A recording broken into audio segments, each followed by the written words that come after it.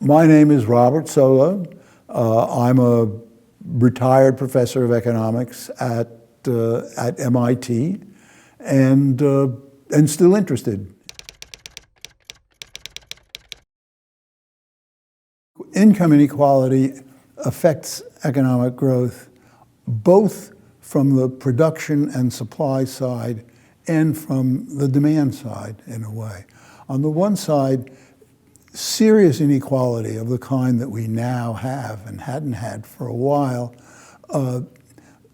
eliminates from economic life a lot of human resources. And it's also true that increasing inequality tends to hollow out the income distribution. We lose the solid middle-class jobs and the steady middle-class incomes which provide a reliable flow of consumer demand, and that keeps industry going and innovating and trying to generate increases in productivity to meet that demand.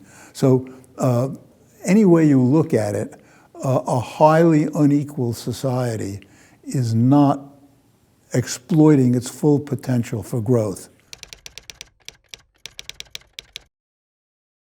The standard narrative that we Americans have is that, well, growth depends on the innovative capacity of the American people, which it does.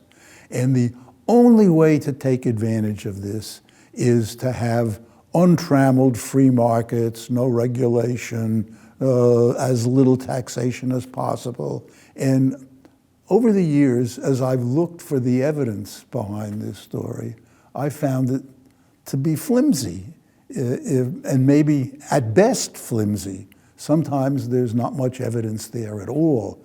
And my hope for the Washington Center is that it will ask that question seriously.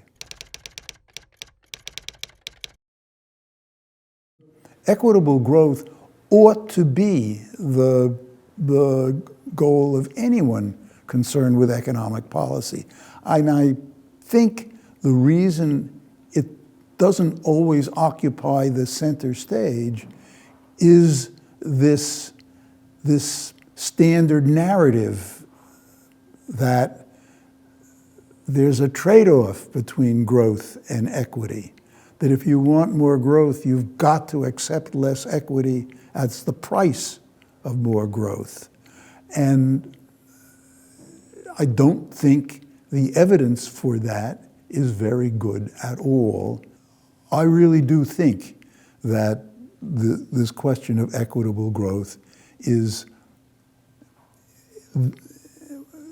certainly one of the, if not the central issue, economic issue of our time.